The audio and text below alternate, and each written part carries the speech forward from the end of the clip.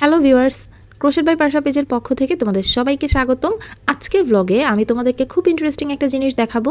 Normally আমি তোমাদের সাথে নানা রকমের প্রজেক্ট শেয়ার করেছিলাম, যেমন টেবিল ম্যাট, কোশন কভার, এছাড়াও অনেক রকমের ব্যাগের প্যাটার্ন বানিয়ে দেখিয়েছিলাম। কিন্তু আজকের ব্লগে সম্পূর্ণ নতুন এবং ডিফারেন্ট একটা জিনিস তোমাদেরকে দেখাবো। লাস্ট ঈদে আমি গিয়েছিলাম আড়ংয়ে। তো আড়ংয়ের টাকাতে একটা ড্রেস খুবই ফেমাস হয়েছিল। সেই ড্রেসের হাতের মধ্যে ক্রোশেট ওয়ার্কের একটা লেস লাগানো ছিল।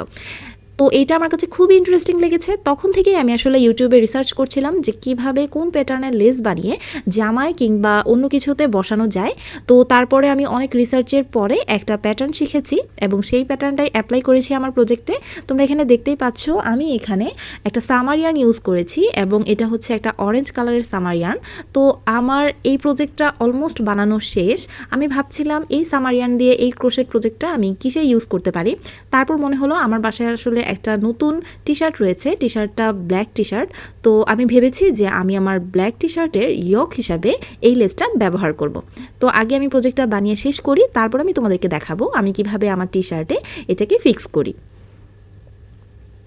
এইবার আড়ংয়ে অনেক রকমের জামাই ছিল, তবে আমার কাছে সবথেকে বেশি যেটা ইন্টারেস্টিং মনে হয়েছে যে ক্রোশেট ওয়ার্কটা এখন এতখানি ফেমাস হয়েছে যে আড়ং তাদের নিজস্ব জামার মধ্যেও এই জাতীয় ক্রোশেটের ওয়ার্ক ইউজ করছে।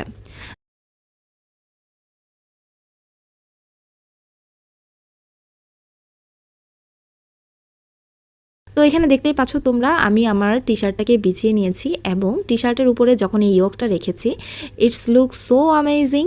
এটা দেখতে কিন্তু খুবই টেম্পটিং এবং কালার কম্বিনেশনটাও খুবই ভালো লাগছে। এক কথায় বলা যায় খুবই আউটস্ট্যান্ডিং। এখন হচ্ছে এটাকে ফিক্স করার পালা। তো ফিক্স করার জন্য প্রথমে আমি এটাকে একটু হালকা পিন আপ করে নিয়েছিলাম। পিন আপ বলতে হিজাব পিন ইউজ করেছি এবং এরপরে আমি একটা সুই সুতা নিয়েছি। আমি এখানে নর্মাল বেসিক যেই হোয়াইট কালারের সুই আছে সেটা নিয়েছি এবং হোয়াইট কালারের সুতা নিয়েছি।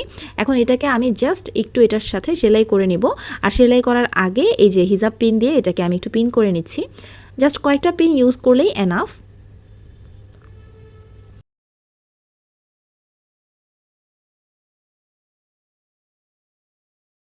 পিন করা হয়ে গিয়েছে এবং একই সাথে এটা সেলাইও করা হয়ে গিয়েছে। তোমরা দেখতেই পাচ্ছ এটা কিন্তু দেখতে খুবই সুন্দর লাগছে। বাই দ্য ওয়ে, তোমরা যদি এরকম ইয়ক অর্ডার করতে চাও তাহলে কিন্তু তোমরা আমাদের পেজ ক্রোশেট বাই পারশাতে ইনবক্স করতে পারো। তোমরা তোমাদের পছন্দ মতো কালার এবং ডিজাইন দেখালে আমরা সেই অনুযায়ী তোমাদেরকে কাস্টমাইজ করে দিব। তারপর শুধু তোমরা তোমাদের পছন্দ অনুযায়ী গেঞ্জিতে লাগিয়ে নিলেই হবে। আজকের ব্লগটা এখানে শেষ করছি। তোমাদের সাথে নতুন কোনো ব্লগে দেখা হচ্ছে। টাটা।